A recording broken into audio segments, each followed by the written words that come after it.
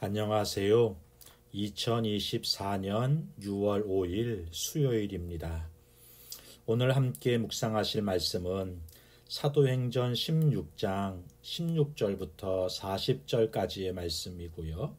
제목은 주 예수를 믿으라입니다. 바울 일행은 성령의 인도하심 가운데 아시아에서 유럽으로 건너오게 됩니다. 마게도냐의 첫 성인 빌립보에서 자색 옷감을 판매하는 누디아를 만나고요. 그에게 하나님의 말씀과 예수님의 복음을 전하게 됩니다. 주께서 그 마음을 열어주셔서 그가 믿게 되었고 그 집에 머물면서 복음을 빌립보 성에 전할 수 있는 기회를 얻게 되는 것이죠. 아시아에서 복음을 전하려고 하는 것을 성령이 막으시고 이곳까지 보내셨잖아요. 그렇다면 그 길이 얼마나 순탄할까요? 누디아를 만나는 것까지는 그랬습니다. 그런데 생각지도 않은 일들이 생기고 억울하게 감옥에 갇히게 되는 거예요. 하나님이 왜 이렇게 하시는 걸까요?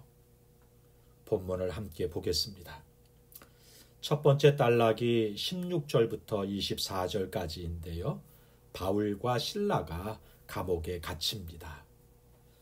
바울과 실라는 기도하는 곳으로 가던 길에 귀신 들려서 점치는 여종 하나를 만나게 돼요. 그가 바울 일행을 보자 이 사람들은 지극히 높은 하나님의 종으로 구원의 길을 너희에게 전하는 자다. 이렇게 바울 일행을 쫓아다니면서 소리치는 것입니다. 하루 이틀도 아니고 여러 날을 이렇게 했다 기록하고 있네요.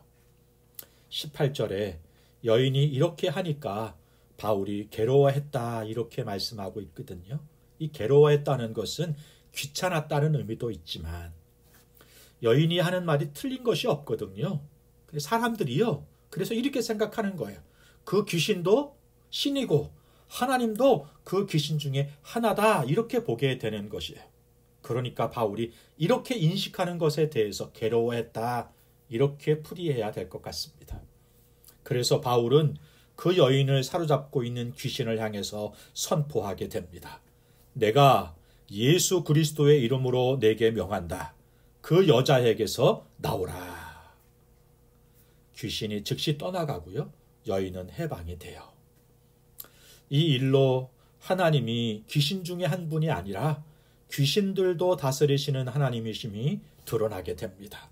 그리고 여인의 이야기를 들었던 사람들이 그 능력을 행하는 바울 일행을 높이려고 하는 의도와 징조를 무너뜨리게 되는 거예요. 사람에게 향한 지나친 기대와 소망은 실망을 낳게 되고요. 교만을 만들게 되는 것입니다. 우리의 삶을 통해 오직 하나님이 영광을 받으시고 예수님만 드러나고 복음이 전해지는 인생을 살아가는 저와 여러분이 될 수 있었으면 좋겠습니다. 바울과 실라는 이 일로 감옥에 갇히게 돼요. 이유는 귀신 들린 여종을 이용해서 소득을 얻었던 사람들이 그 소득이 사라지자 안갚음을 한 것이죠. 생명보다 소득과 이익을 중시한 사람들. 사실은 이런 삶의 모습이 오늘 이 시대를 살아가는 사람들의 삶의 모습이고 우리가 살아가는 이 세상이 추구하는 가치이다.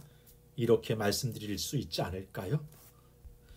두 번째 단락이 25절부터 34절까지인데요.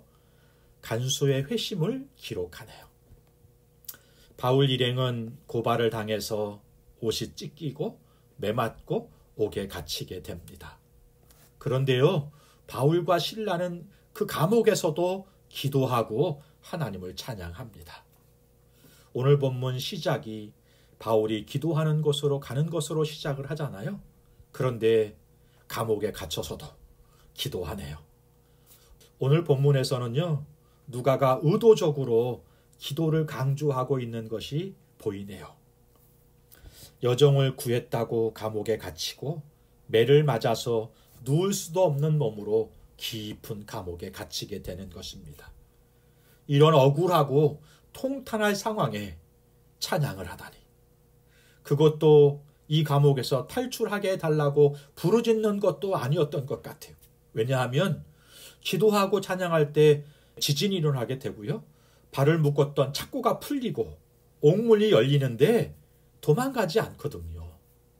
기도의 내용이 그것이 아니었다는 것을 알 수 있게 해주는 거예요. 아마도 이 상황을 보면서 무슨 이유인지 물었던 것으로 보입니다. 그리고 이 상황을 통해서 이루시고자 하시는 하나님의 뜻이 무엇인가 묻고 찾고 있지 않았을까요? 조금 후에 일어난 일로 바울과 실라가 하나님의 뜻과 계획하심을 깨닫게 됩니다. 하나님께서 바울과 실라의 기도와 찬송을 받으시죠. 그리고 옥문을 열어요. 간수가 돌아와서 보니까 옥문이 열렸거든요. 로마 정부가 자신에게 책임을 물을 것을 두려워해서 자살하려고 할 때 바울이 크게 소리칩니다. 내 몸을 상하게 하지 말라. 우리가 다 여기 있노라.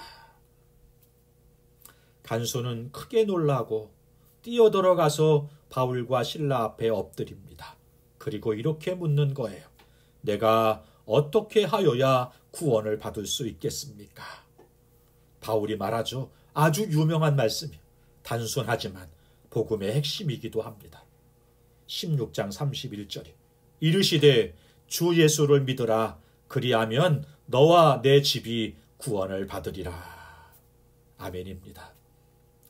바울과 실라가 이유 없이 고난당하고 감옥에 갇힌 이유가 이제 분명해지네요.